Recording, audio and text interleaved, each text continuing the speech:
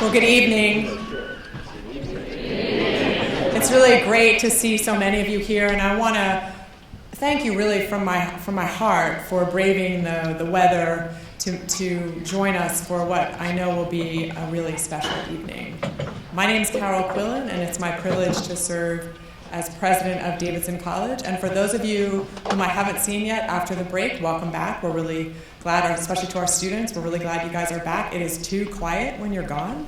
And I'm even enjoying the loud music late on Friday nights, wafting into my window. So thank you very much for coming back and reminding me that we do live on a college campus. It's a special privilege for me to be able to introduce the person you're all here to hear and learn from, David Brooks. I don't need to rehearse his biography for you. You know him. He's a Buckley protege.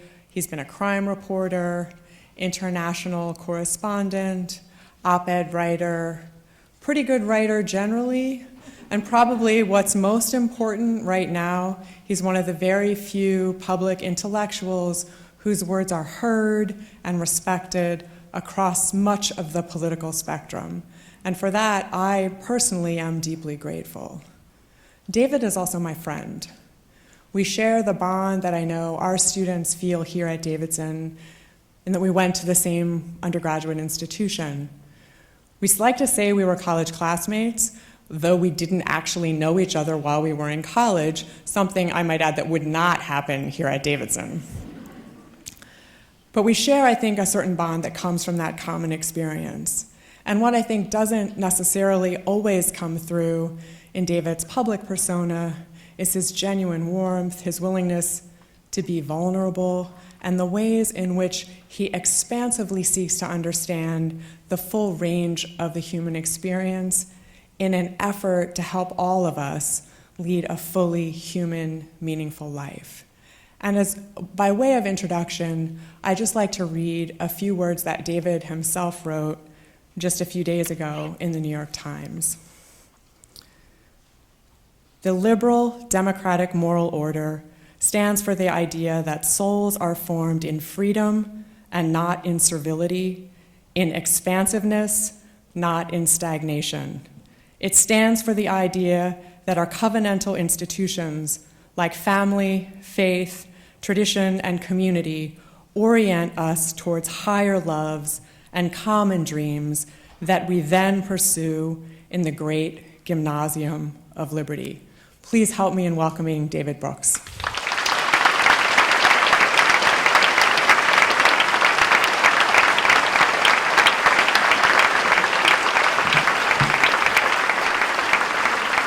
Thank you. I wasn't actually going to tell this story, but Carol and I met, I don't know, 10, 15 years ago now. I was going down to Rice, where she was then working, and we were seated next to each other at a baseball game, and we sort of sensed, at least I sensed, I have something in common with this person.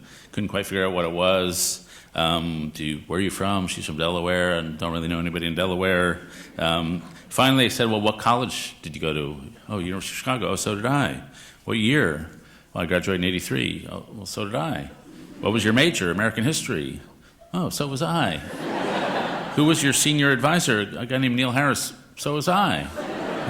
And so we were in the same senior seminar, but we didn't know each other for a year, which there were a lot of 5'6" Jewish-looking guys there. There weren't a lot of Carols, so it's more on me than on her. It's a great pleasure to be back at Davidson. I think this is my third or fourth visit now, and it's always a pleasure to be here, and especially to meet with the students. I am, as you can tell from the Chicago background, a rather bookish person. When I was 8, I read a book called Paddington the Bear, and decided at that moment I wanted to become a writer. And I remember in high school I wanted to date a woman named Bernice. She didn't want to date me. She wanted to date some other guy. And I remember thinking, what is she thinking? I write way better than that guy. And so writing and books have always been on my mind. When I was 18, the admissions officers at Columbia, Brown and Wesleyan, decided I should go to the University of Chicago. And so some people know the phrase about it, where we went as the school where fun goes to die. But my favorite phrase about it is, it's a Baptist school where atheist professors teach Jewish students St. Thomas Aquinas, which captures it. And it is a bookish school. The kids wear T-shirts that say, sure, it works in practice, but does it work in theory? I, myself, as I mentioned, I majored in history and celibacy while I was there. I'm not like the students you meet here at Davidson who are so accomplished in the world. You ask them what they're doing at spring break. It's, I'm unicycling across Thailand while reading to lepers, that sort of thing. But I learned some intellectual skills, how to dominate classroom discussion while doing none of the reading. Stood me in great stead in my current profession. It is true, I managed something called, a friend of mine decided to go into boxing. We called him the kosher killer. But we did it the Chicago way, where he didn't actually practice boxing. We read books about boxing. And then we entered the Chicago Golden Gloves. And he got a series of byes, so he made it to the semifinals, where his boxing career lasted 92 seconds. And so it was bookish. And then I went off into my current role, which involves a lot of writing and speaking on TV. I was hired in the early days of cable. They thought the best way to build a cable audience around political talk was to hire really good-looking people. And that's when I got my job. And I do something on the NewsHour called Shields and Brooks with Mark Shields. Thank you. We wanted to call it Brooks Shields. That would have been better. But my joke, I was just telling some folks at dinner, is that Mark is a little older, has been doing it for a little while. So now the segment is called Shields and Brooks. Before that, it was Shields and Shigo, and before that, Shields and Gergen. Before that was Shields and Coolidge. Before that, Shields and Maimonides, I think he started back on. But working on the NewsHour, I do know that we have a certain demographic that's in our audience. So when a 93-year-old lady comes up to me at the airport, I know what she's going to say. It's like, I don't watch your show, but my mother loves it. So it's really big in the hospice community.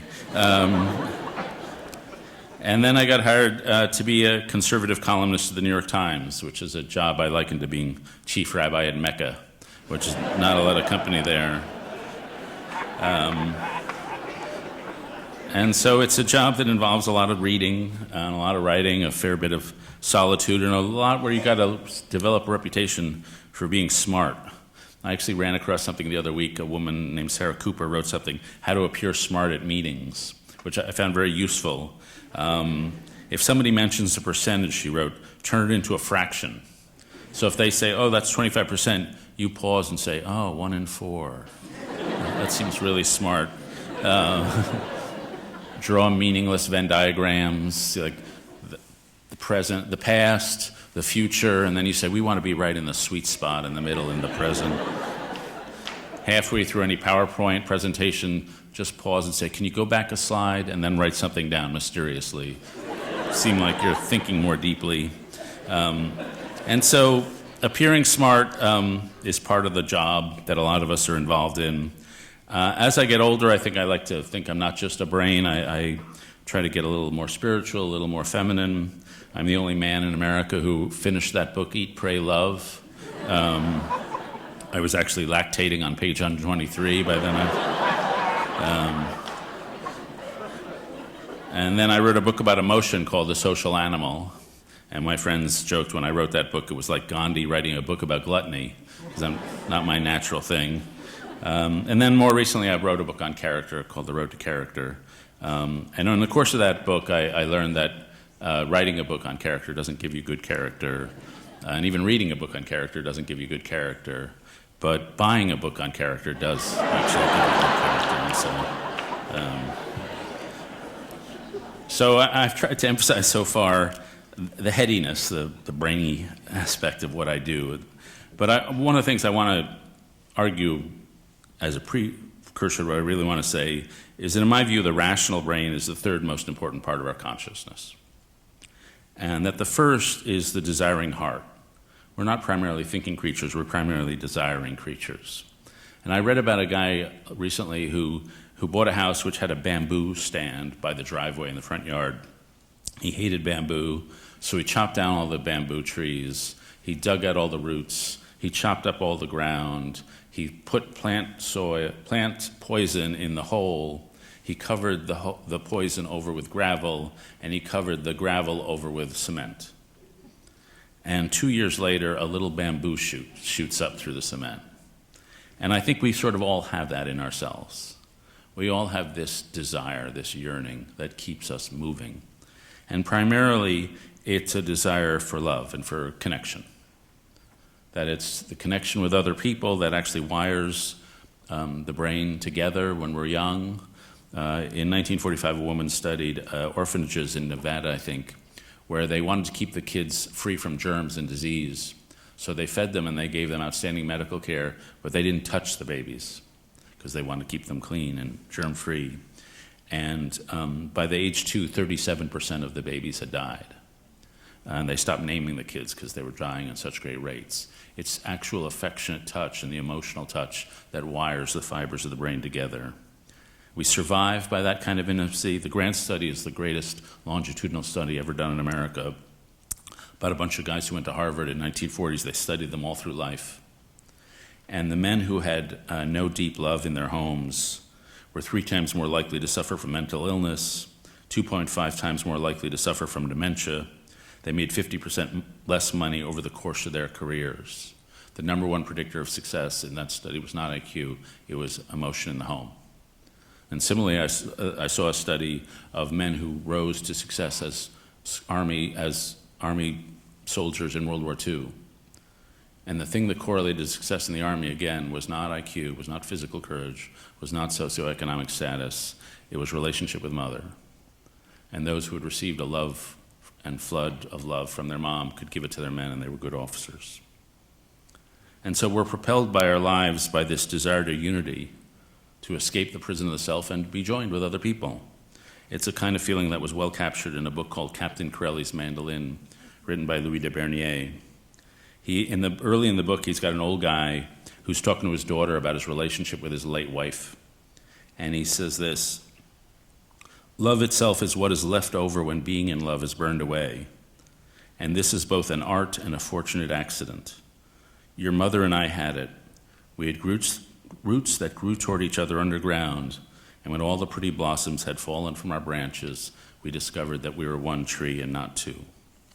And that's sort of the dream, that we are desiring creatures, we desire other people, we desire relationships, and that we're defined by our desires. Sometimes we, in the university business, think, oh, the kids are just brains on sticks. But Augustine, someone Carol and I both admire, he thought we were fundamentally desiring. Our hearts were more important than our brains. The second most important faculty is the yearning soul. I'm not going to ask you to believe in God, that's not really my department. But I would ask you to believe there's some piece of you that has no shape, size, or color, but is of infinite value and dignity, that rich and successful people don't have more of it than the rest of us. And what this thing does is it yearns for righteousness. We all want to lead good lives. We all delight in seeing a moral person. About once a month, I run into somebody who just glows with an incandescent light. And those people are always leading lives of selfless service. We delight in an act of pure charity. Even criminals and psychopaths try to explain why what they're doing is either good or at least excusable. We all have this yearning not only to be good, but to surround ourselves with goodness. I've noticed this about people I observe, especially people over 70. I mentioned this to the students today, that often their lives have this shape of a two-mountain shape. In the first half of their life, they thought, oh, that's my mountain to climb. It's to have a good career, to build up your identity, build up your ego, make some difference in the world. And then they achieve their career success, or maybe they have a failure and get knocked off the mountain, or something bad happens in their life. And they go down into the valley, and then they realize, oh, actually that mountain wasn't my mountain. There's this second mountain, which is actually my mountain. And whereas the first mountain is about building the ego, the second mountain tends to be about giving forth, pouring forth the ego. It tends to be more spiritual, more service-oriented, and they want to give forth. And it's less about building up and more about emptying and serving. And sometimes it's a business and then to charity. Sometimes they stay in place, but just transform the way they do their lives. And my view is sort of like a metaphor that there's some piece, the soul is sort of this reclusive piece. It doesn't care about Facebook likes or money or status. And for large parts of your life, it's sort of up in the woods or up in the hills somewhere. You don't really think about it. You're busy raising your kids and all that kind of stuff. And then sometimes you vaguely or urgently feel its presence. There are some nights you wake up in the middle of the night and you're having one of those bad nights where, as one poet put it, your thoughts come to you like a drawer full of knives, having those bad, anxious thoughts. And then the leopard's sort of there and you're wondering about the meaning and purpose of your life. There are moments of real joy where you feel sort of spiritual uplift and the leopard is there. There are moments of suffering and grief. But I think there are moments in everybody's life where the leopard comes out of the hills and he sits there in front of you and he asks you for your justification. What did you do while you were here? What's your purpose? What good did you serve? And the people who haven't given those questions a lot of thought, they feel the absence. And they have to live with that knowledge. And so I've emphasized this emphasis on heart and soul because I think primarily we're culture builders. We create these shared cultures to bond with each other, but also to serve some good together. And some people are technological determinists. They think technology drives history. Some people are economic determinists. They think economics drives history. I'm a cultural determinist. I think culture matters most. And so I'm going to try to describe to you 3 different cultures that I think America has gone through and is about to go through. And the first culture is sort of the era from the early 20th century up until about 1968. And this was the generation and the time when people had to face a depression, they had to face world wars, and they were very group-oriented. And they built a moral ecology, a moral culture based on the idea we're all in this together. They were very group-oriented. They served in big organizations, the Army, labor unions, IBM, and they were really good at building tight communities. If you lived on Chicago's South Side, where Carol and I went to school, you probably, if you were living in southwest Chicago, you probably followed your grandfather or father into the Nabisco plant, the big company that was you could work for your life. You joined the union. If you lived in the community, you were really part of a dense community. Most people in the neighborhood, in your neighborhood, were one ethnic identity. You were Polish, you were Italian, you were Irish, you were black. There was no TV or air conditioning really in those days. And so on summer nights, all the doors were open. People were out in one community. The kids were running through all the different houses. There was a constant round of barbecues, coffee clutches, babysitting cooperatives, constant trading of household goods. If somebody asked you where you were from, you didn't say, oh, I'm from Chicago. You said, I'm from 59th and Pulaski, a distinct intersection because your neighborhood was so tightly defined. And if you went into politics or any business, you served the organization. If you went into politics, you served the machine and you worked your way up. There was a guy named Jim Ferry who served as the Democratic in the Illinois state legislature as part of Boss Daley's machine. And toward the end of his career, he was rewarded. He'd served in the legislature for a time. They said, we'll give you a seat in Congress for a term, so just so you can say you were a congressman. And they asked him when he was about to go to Washington how he would vote. And he replied, I will go to Washington to help represent Mayor Daley. For 20 years, I represented the mayor in the legislature, and he was always right. And so that's deference to authority. And there was a lot of good about that culture. There was a lot of tightness. There was a lot of modesty. It was a culture of self-effacement. I'm no better than anybody else, but nobody's better than me. It was a culture of deep humility. My favorite definition of humility is radical self-awareness from a position of other-centeredness. You really see yourself accurately. You don't get too big for your britches. It had some weaknesses, that culture. Tolerance of racism, sexism, anti-Semitism, emotional coldness. Fathers had a tough time talking to their kids about how much they loved them. The food was really boring. Life was not as creative, but it was tight. And so there was a transition. That culture had to go. And when I think about the transition, I wrote about this in The Road to Character. I think of one football game, Super Bowl III, which happened in 1969. On one side of the field was Johnny Unitas, quarterback for the Baltimore Colts. 1950s kind of guy, boring, crew cut, high-top shoes. He wore white button shirts off the field. He earned $150 a week at a job in a container company while he was playing in the NFL. On the other side of the field was a guy named Joe Namath. Long hair, hippie lifestyle, posed in pantyhose ads. He was a swinger. He wrote a book called I Can't Wait Until Tomorrow Because I Get Better Looking Every Day. And that's a shift in, those are two different cultures. They both came from Western Pennsylvania, but they were born 10 years apart. And the culture had shifted. That favored the young, not the old, the expressive, not the reticent, the casual, not the formal, the rebel, not the conformist, the individual, not the institutional. And it was brought about by people who wanted to do good in the world. The old system wasn't working for them. And so, for example, in 1962, a group of college students got together at Port Huron, Michigan, and created the Students for Democratic Society, a document called the Port Huron Statement. And their ethos was not, we're all in this together. Their ethos was, I'm free to be myself. They wanted to be independent. They wanted creativity. They wanted to chart their own course. The goal of man and society, they wrote, should be human independence, to leading a life that is personally authentic, to do what with one's life as one wants. They wanted to break free from all the conformity. And this idea got expressed in a lot of different ways in the civil rights movement, in the feminist movement, the peace movement, rock and roll. It had right-wing versions in the 1980s. The Reagan inherited the Goldwater emphasis on individual liberation in the economic sphere. In the 60s and 70s, from Janis Joplin to movies like The Graduate, it was about individual liberation in the social sphere. But on both sides, from right and left, it was about individual liberation.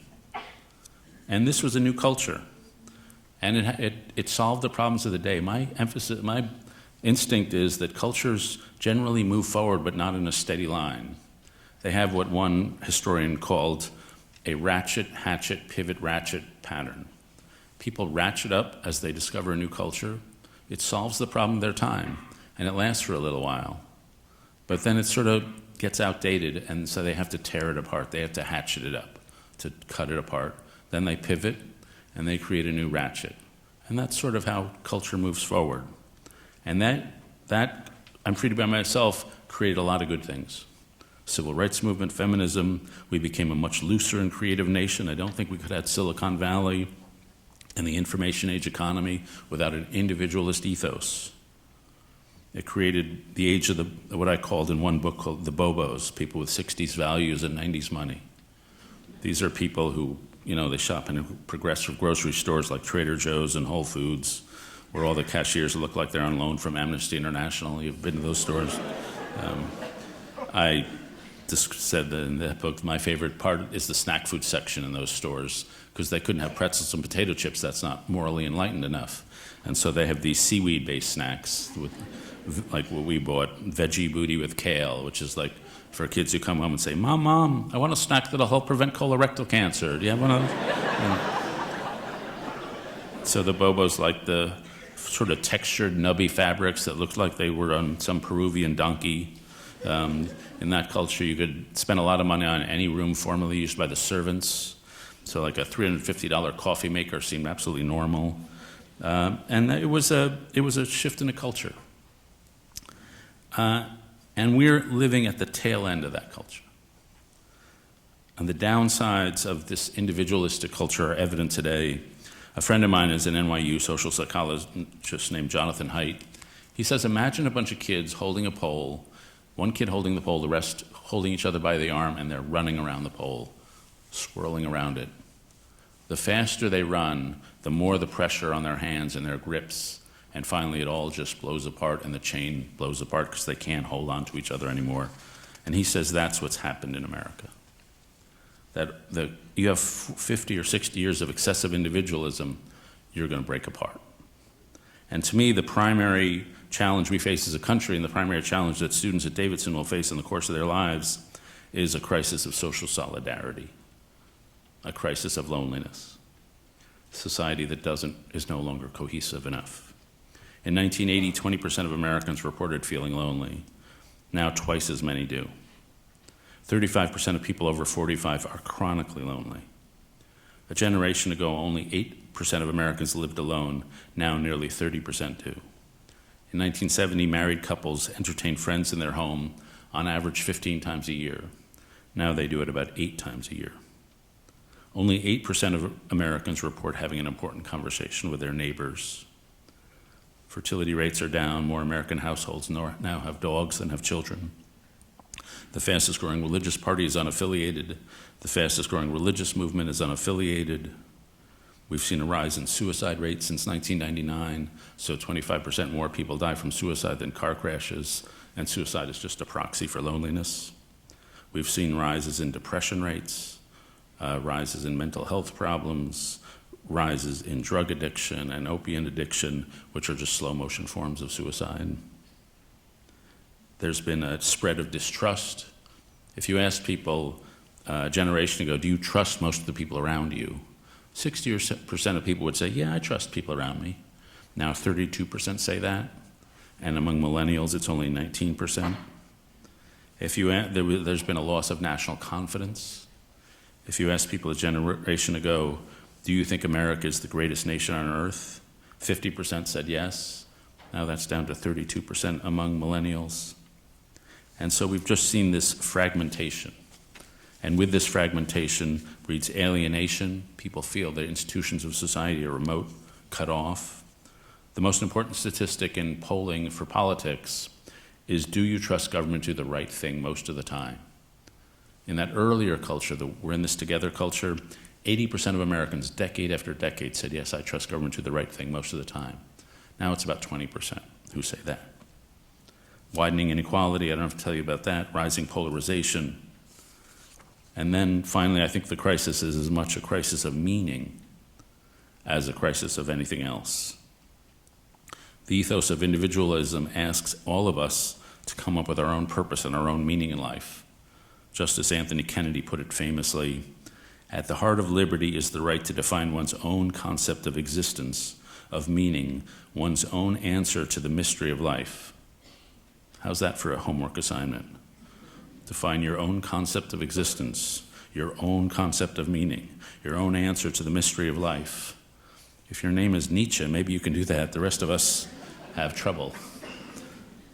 Moreover, we're in a system, a meritocratic system, which is its own system.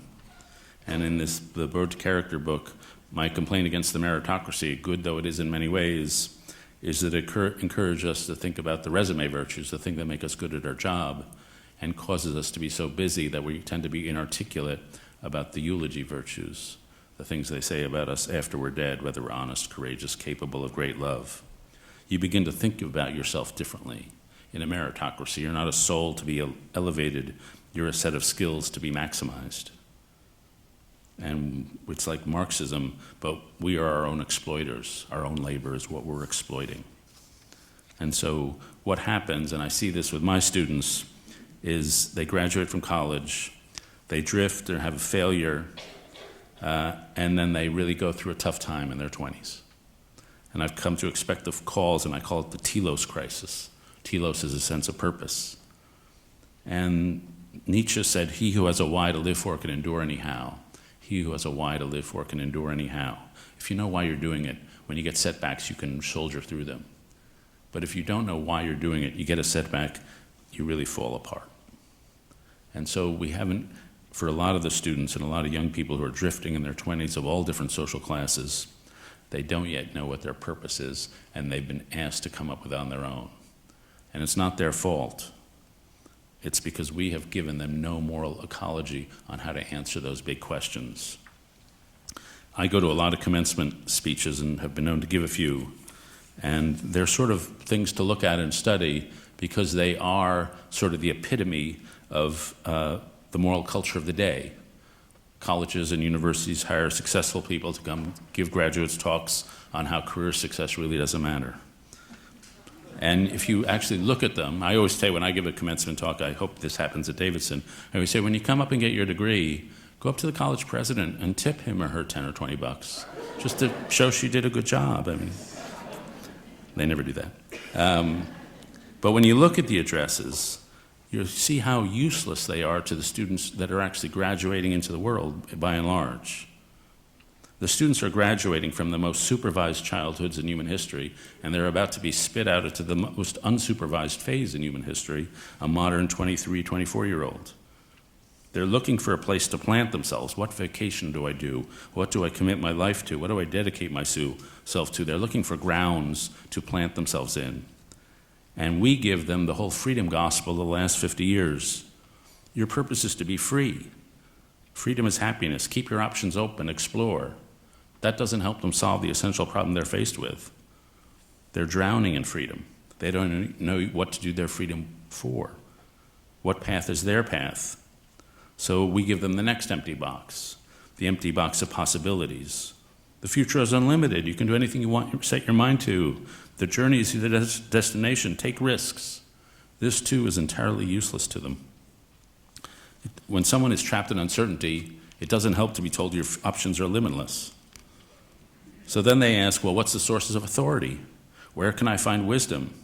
And so we hand them another empty box, the empty box of authenticity. Look inside yourself. Find your true inner self. Try and find your own deep passion. You're so amazing. Well, 80% of college students graduate without no deep passion. They don't know what their deep passion is because passion only comes after you've been doing the work. And the self hasn't yet been formed. The answers are not yet in the self. They're looking for guidance, and we just hand them a sense of it's all in you and there's no form here. And so that, I think, is not on them. That's on a culture that doesn't know how to explain a moral ecology and a hierarchy of values. And I think it's had severe costs that David Foster Wallace spent his lifetime describing. In his famous address at Kenyon, he said that there's something that doesn't have much to do with physical circumstances or the economy or the stuff that gets talked about on the news. It's more like a stomach-level sadness. I see it in myself and my friends in different ways. It manifests itself in a kind of lostness. This is a generation that has an inheritance of absolutely nothing as far as moral values is concerned. And so to me, we have these three great crises that are all coming at the end of this age of individualism. Crisis of social solidarity, of social capital, social cohesion, a crisis of institutional trust, and then a crisis of meaning. And it's like one of those moments in history where cultures all around the world are facing the same sort of problems, like 1848, 1905, 1932, 1968. And a certain group has arisen and say, you've got this crisis, we've got the answers.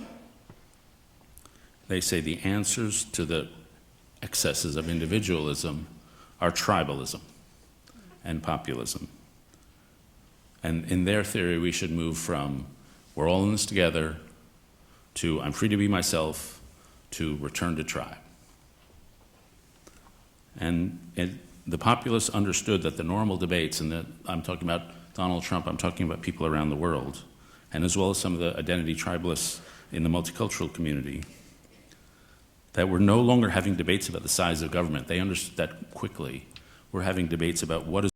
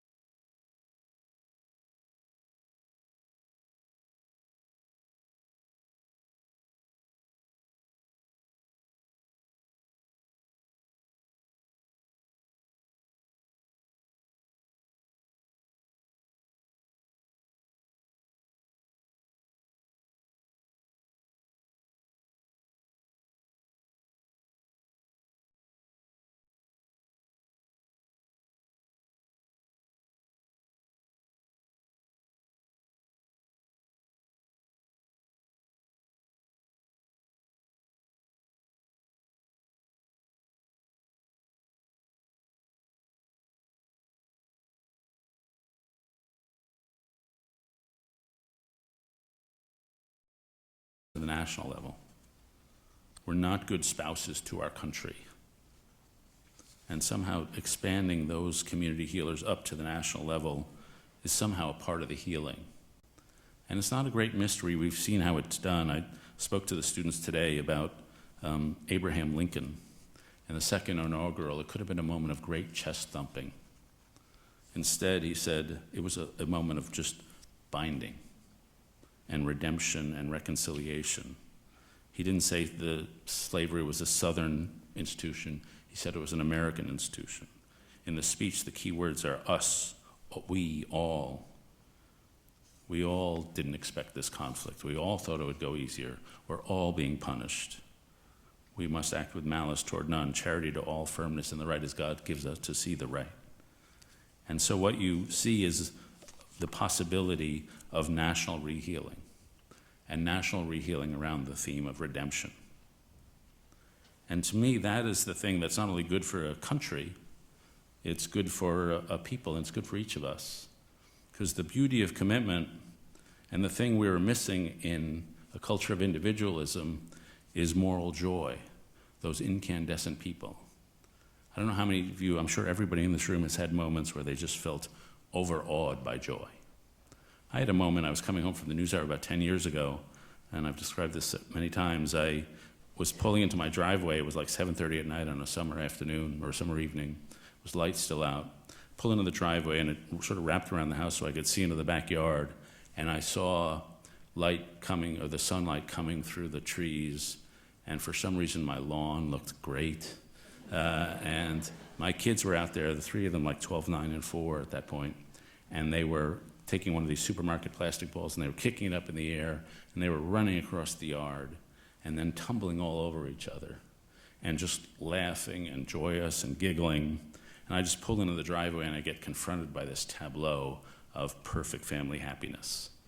And again, I'm sure parents have all experienced this. It's one of those moments where you're just looking at it and time seems to stop and reality sort of spills outside its boundaries. And you just want to be worthy of that happiness. But it happens at the far side of a commitment and enmeshed in a commitment. It's when the boundary between self and something else seems to wash away. We had a professor at Chicago, a guy named William McNeil, and he described this well. He was a soldier in World War II. He said, I felt the greatest joy I ever felt while marching with my troops. He wrote, words are inadequate to describe the emotion aroused by the prolonged movement in unison that drilling involved. A sense of pervasive well-being is what I recall. A strange sense of personal enlargement, a sort of swelling out, becoming bigger than life. Rabbi Wolf Kellman marched with King on Selma, and he recalled, we felt connected in song to the transcendental, the ineffable. We felt triumph and celebration. We felt that things change for the good and nothing is congealed forever. That was the warmest, most transcendental spiritual experience. Meaning and purpose and mission were beyond exact words. Meaning was the feeling, the song, the moment, the overwhelming sense of spiritual fulfillment. David White is a poet who wrote that joy is a meeting place of deep intentionality and of self-forgetting. The bodily alchemy of what lies inside us in communion with what formerly seemed outside us, but is now neither. Dance, laughter, affection, skin touching skin, singing in the car, music in the kitchen, the quiet, irreplaceable, and companionable presence of a daughter, the sheer intoxicating beauty of the world inhabited as the edge between what we previously thought was us and what we thought was other than us. So we're not going to go back to the age of we're all in this together. We're not going to turn into conformists or deferential to authority. But we can't continue in the world of hyper-individualism. And I hope we don't return to tribalism. And so I hope we choose another path, which is a path of making choices to give up choice, to leave an ethos of commitment toward each other. And as I say, history moves in ratchets. And sometimes it seems depressing.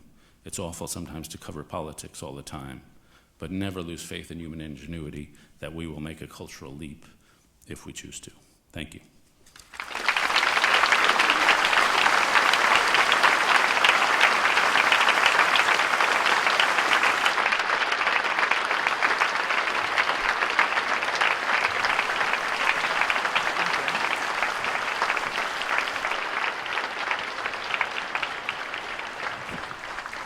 So we have this beautiful set here, so we're going to sit here. We can't see you, so hopefully you can see us. David's agreed to answer some questions. We'd like to give priority to our students. So for students who have questions, if you would come forward to the microphones that are at the front, that would be great. And meaningful life or even moral possibility to all people. So is there a way to, the family's the most obvious example, but certainly, the deep legacies of racism that we still live with here. Is there a way to talk about that acknowledges that the institutions that we've inherited didn't work for some, and that those institutions, however valuable, need to somehow be reinterpreted or reimagined by the next generation so that they can perform this function? Or are there other institutions, covenantal institutions, that might play that role? If that makes any sense. Well, first of all, we hopefully will harvest the benefits of the last 50 years. The civil rights movement, feminism, all the gay rights movement. We'll harvest that and build on that. I think one of the things that again, nationally, that has to cohere is a national narrative that takes all that into account. And one of the things I've noticed, I grew up, and a lot of us grew up, and I was talking to the students about this today, with an exodus narrative. The American narrative is an exodus narrative.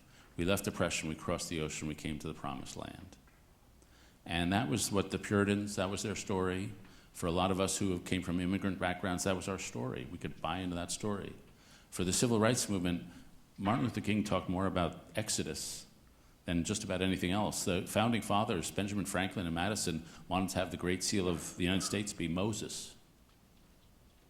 But what I've noticed for my students and for a lot of people under 40, they no longer buy the promised land story. There's just been too much history of oppression, racism, slavery, all this stuff. So that narrative just doesn't seem to make sense to them. And so that's why I emphasize Lincoln, because he does tell a story of redemption. And it's a story of, yes, there's been sin, but we can be unified around promises of reconciliation. It involves all the processes that get you there.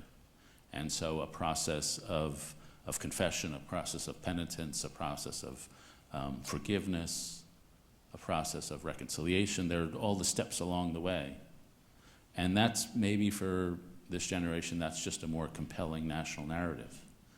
Because right now we don't have a national narrative. We have about 4 or 5. We've got the sort of the Republican, more individualistic narrative. We're all lone cowboys out there on the range. We've got the Silicon Valley. We're global citizens in the world of technology and transformation, which is great if you went to Stanford. We've got the narrative of multiculturalism. We're all different groups locked in oppressor-oppressor relations. And we've got, frankly, the populist narrative, which is the good, solid peasants are being oppressed by outsiders and the elites, which is traditionally the Russian narrative, not our narrative, but they took it. And so finding a new narrative seems to me that reconciles all the wrongs, seems to me that's job one. And I'd love to gather historians from around the country and say, let's figure out a narrative, boys. Because we without a national story, it's really hard to rally people across difference together.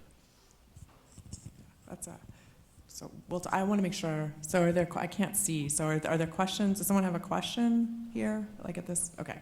If you could just say your name, so we know who you are. Hi, my name is Daniel. You talked about the. You talked about the decrease in trust amongst groups of people who are familiar and society at large. Do you think that decrease in trust was caused by the increase in information that is available to people, whether it be on the people who are around them or on the public figures? And do you think that if this amount of information was available in the time of like the 60s that you were talking about, where people grouped together, that they would still have the same philosophy? That's a good question. I would say the loss of trust, in part, is just because, we've lived through Iraq and a financial crisis, not to mention Vietnam. But there were certainly major failures that everybody knew about throughout American history. In the robber baron era, World War I didn't end well, the Depression, there were just major systemic failures. And I have the perverse belief that sometimes we have too much transparency. And as we've had more transparency, the amount of trust declines. A friend of mine says, government should be partially hidden for the same reason middle-aged people should wear clothing. You don't necessarily want to see everything. And I think there actually comes a point where it's possible to take certain sorts of information and misinterpret what's actually happening. When I first got my current job, I was told to interview 3 politicians every day. So I spent a lot of time around politicians. I don't do it anymore because they're not as interesting to me, but I know a lot of them. And I will say they're way better in private than they are in public. And the quality of the individuals in the system is pretty good. And if you met the people who are federal workers at most agencies, at HUD or HHS, I think you'd be really impressed by them. They're very smart, very accomplished people working for very little money because they believe in public service.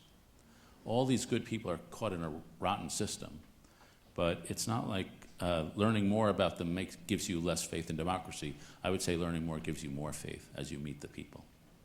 And so I have this perverse view that sometimes you can have too much transparency and not enough discretion to the people we've charged to run the country, and then we review their jobs every few years. Was there someone? Hi, I'm Ellie. So my question has to do with that process of identity formation that you're talking about as we're trying to transition away from these different phases that we've seen. And what I'm concerned about is entering into like almost a French Revolution type narrative where we feel really strongly that we're seeing a lot of injustice and that we need to address it. And then we do our best, and then we look back and realize that we've demonized people that didn't deserve it. And there are definitely people who do deserve it, but not everybody. Not like the Reign of Terror, but like, I don't know, social commentary or something. So I'm curious about your suggestion on how we stay away from that demonization and this concept of like the scarcity of identity and correctness.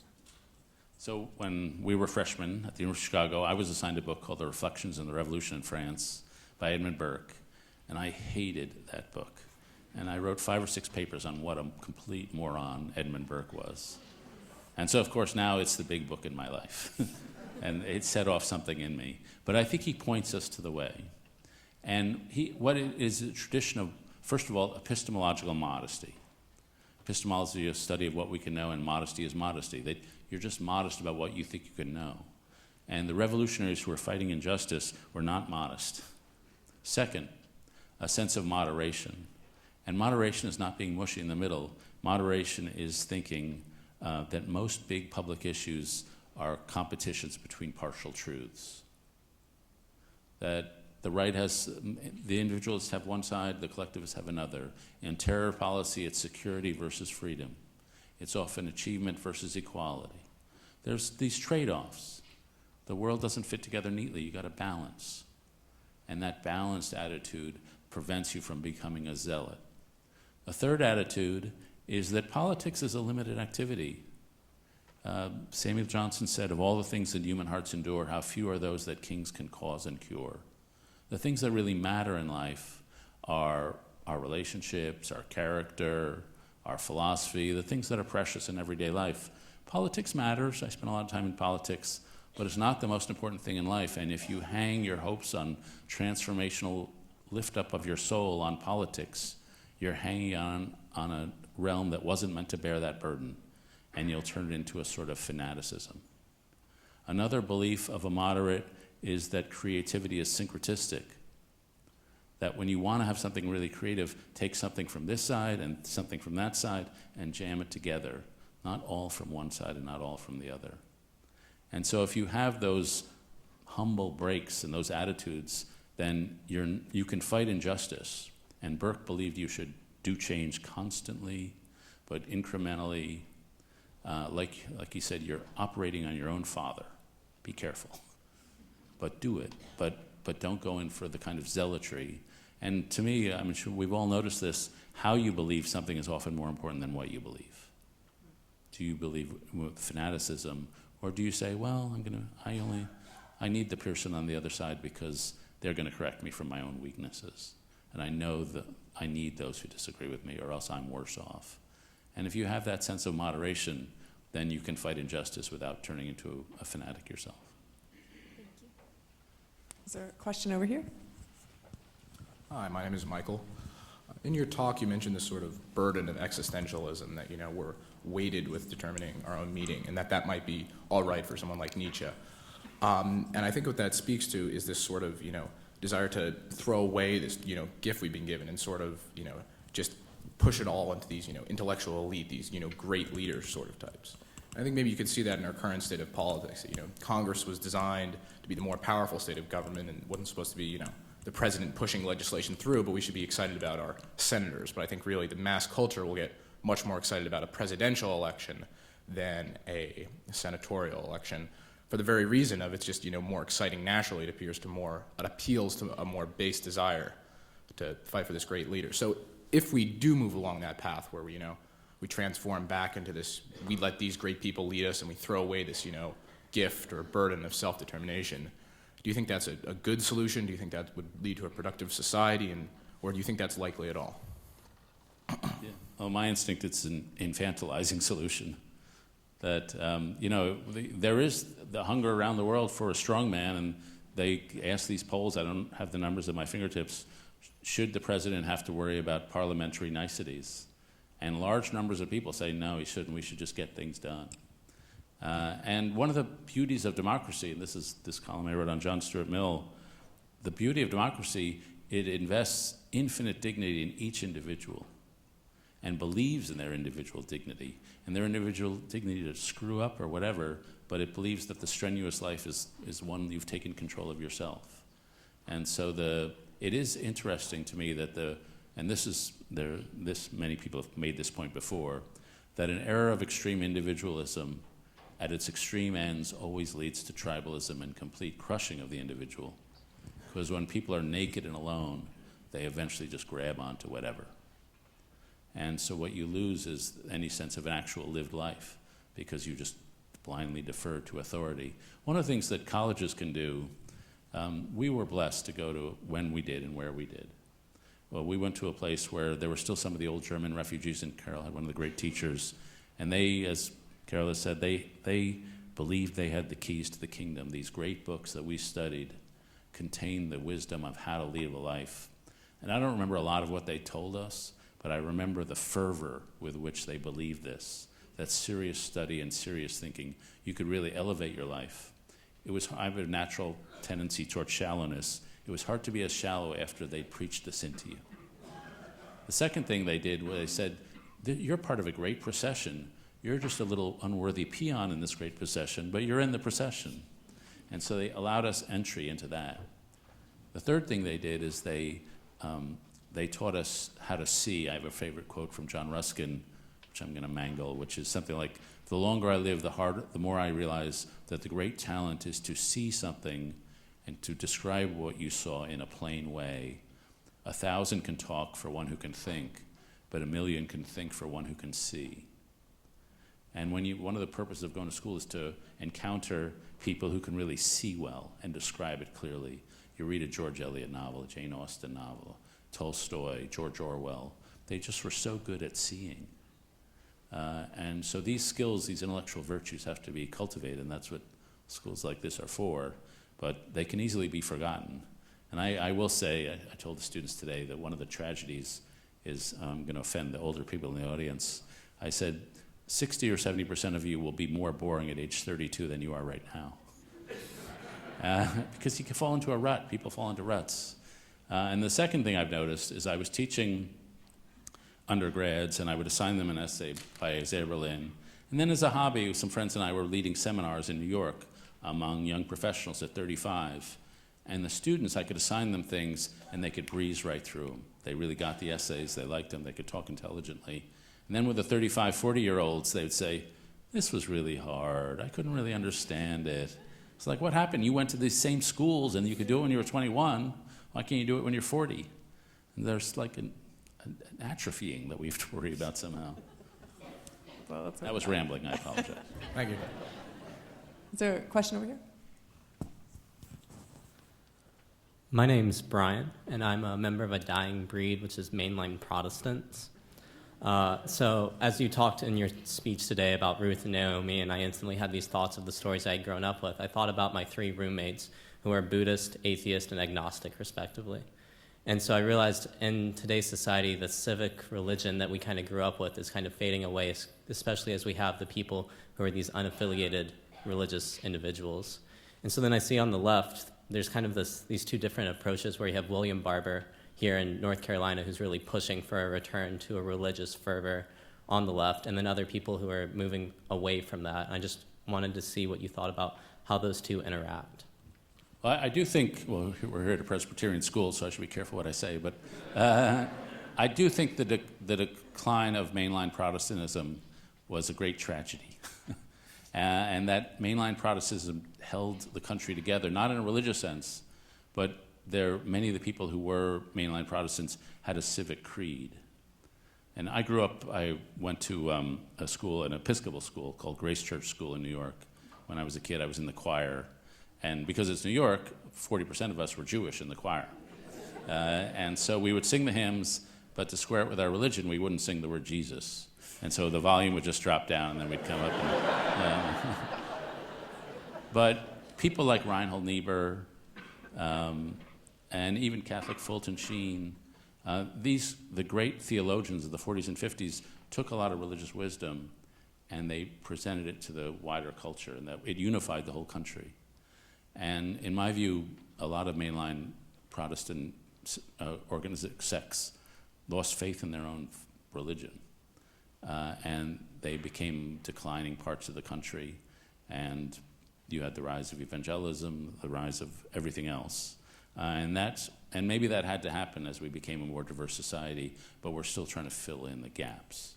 There were these sort of the secular sermons of a Niebuhr, on the Jewish side, Abraham Joshua Heschel. They were there and they were in the culture. And now we don't have anybody talking about these moral issues. I do think, I don't know, in my experience, while there's a rise of non-affiliated, there's a great spiritual hunger in the country. And I will say this in two ways. The first is, I did this book on character, and I would talk about St. Augustine, and I would get hired to speak as part of my book tour to a convention of 4,000 CFOs of major corporations. And they were there at these conferences to talk about finance and quarterly reports and healthcare costs and return on dividends and return on investment. And then suddenly I would appear to talk to them about Augustine's concept of grace and George Eliot's love life. And I would walk into this room of 4,000 boring white guys in boring suits, and I would think, this is not going to go well. And when I was talking about that stuff to them, I heard a quality of intense silence and intense focus that I'd never heard before in my career as a writer. And that book sold way more than anything else I've ever written, not because it was better. I just happened to hit the moment that the country's hungry for. And then the second thing I notice is that every form of Orthodox faith seems to be exploding, expanding. And so if you go to New York City, if you go to Manhattan, the north side of something called the Great Lawn in Central Park, on a summer Sunday afternoon, there'll be 3,000 or 4,000 modern Orthodox people in their 20s just milling about on the grass. And they can't go on dates individually, so they get together on the grass and they try to find each other. And the spread of modern Orthodoxy is expanding. If you go to churches all around New York City, I'm familiar with New York, there are these plant churches, small churches. There's one network called Trinity Grace, another called Redeemer, another called Q3. You go to these churches, and like everybody in the church, which are packed, they're like 6 months out of the womb. Like everybody is super young, and they look like the hippest of hipster from Brooklyn and Williamsburg. And somehow I look around in New York, I think this is all happening in New York. And so while the numbers may not show it yet, somehow it has the feel to me of some sort of new religious revival that we're rejecting a lot of the old forms, but something new is happening. And I can't tell you what shape it's going to take, but you just see it in town after town. And a lot of the people are disgusted with the way religion was manipulated by the older generation, and they're just creating something new. Is there a question here? My name's Wilson, and you discussed a lot about the excess of freedom for people coming out of college and deciding what their passions will be, what their covenants are going to be. You also mentioned a lot of great philosophers and great thinkers. Which one of the thinkers that you've read would you recommend for, somebody coming into that to really kind of guide their decision making? Yeah, well, some are, I'd read Viktor Frankl's Man's Search for Meaning. And his main point was that he was a psychologist in the 30s, and he was sent to a concentration camp. He was in Austria. And he said, I got to the concentration camp, and I realized the question, what do I want from life, is the wrong question. The right question is, what is life asking of me? What are my circumstances asking me to do? And so it's just a more useful way to think about how to organize your life is not, what do I want? What's my passion? It's, what is the big problem of the world today? So Elon Musk graduated, I think, from Penn. He decided, well, there are three big problems or big opportunities today. There's space travel, there's clean energy, and there's the internet. So he created PayPal, SpaceX, and Tesla. Not bad, not bad. So we're not all going to do that, but it's one of the great phrases of finding a vocation is, where does your deep gladness meet the world's deepest need?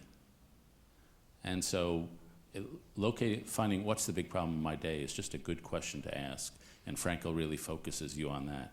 The one bit of advice I can't help but offer it, because when you reach a certain age, you like giving advice, which is that your first year out of college, your life is probably going to suck. So just live with that.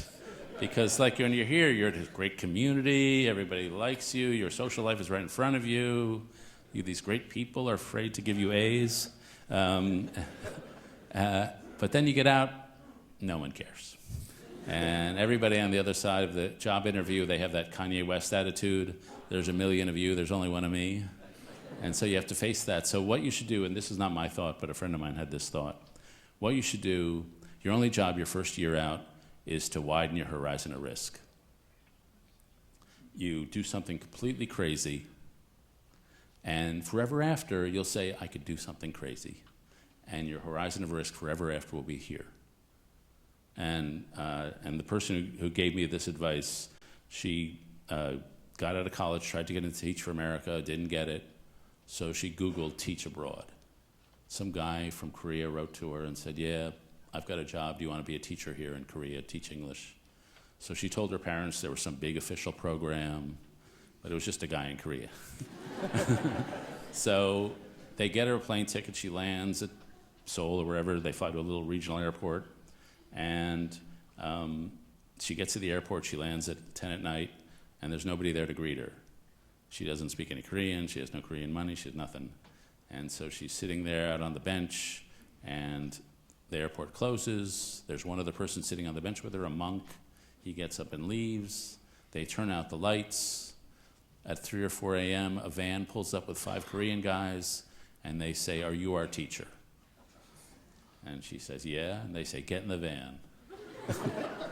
If my daughter did this, I'd kill her. But she got in the van. She spent the next 8 months teaching English and Korean. She had a great time. And after you've done that, you figure, I can handle anything. So parents, forgive me. That's my advice for their first year. Thank you. We have time for one more question. Is there a question over here?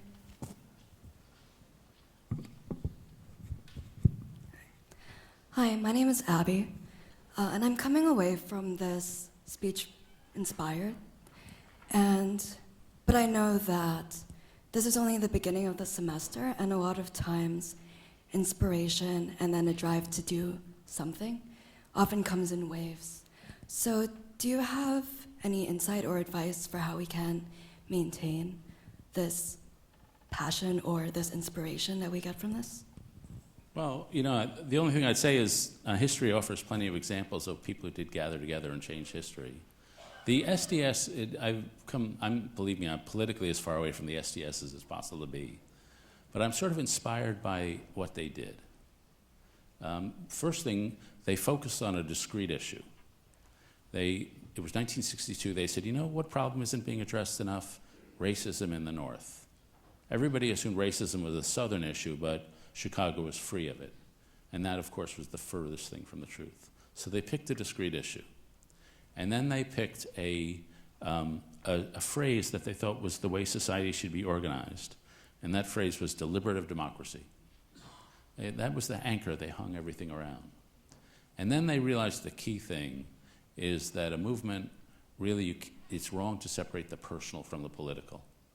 Start with the values and say, what's the best life? And then out of your vision of your best individual life, then your best social vision will come out. And so they just got together, and they had this meeting at Port Huron, which they described as life-transforming for all of them. And so it was a group of young people finding their moment and finding a vision for the future. And so, one of the things that markedly improves your life is forming a community that meets together once a week or once a month. One of the surefire ways to be happier is to form a group of friends and meet once a month. Studies show it increases the level of happiness more than if you had earned an extra $150,000 a year. That just meeting with a group regularly is just a super big happiness booster, because you're aiming towards some purpose collectively. That's what the heart and the soul thing is all about.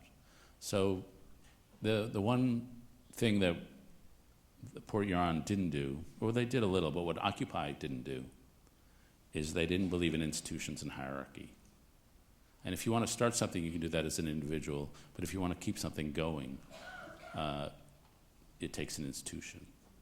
And so creating those organizations is the key thing to keep something going. And then if you find your interest flagging in the middle of the semester, I just cut a few classes, skip a few assignments.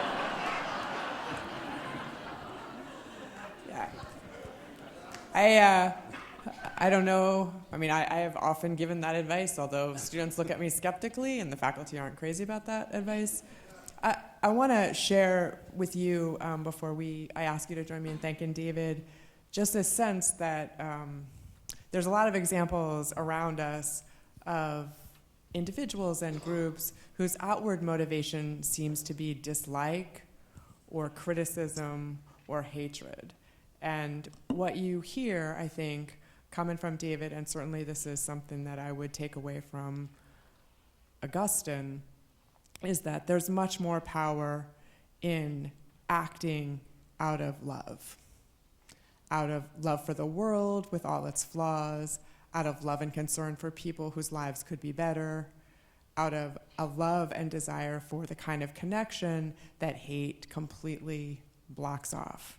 So maybe we could all leave tonight with gratitude to David for inspiring us to think of the world in that open and expansive way with an eye towards the love we have to give rather than the hate we need to seek retribution for.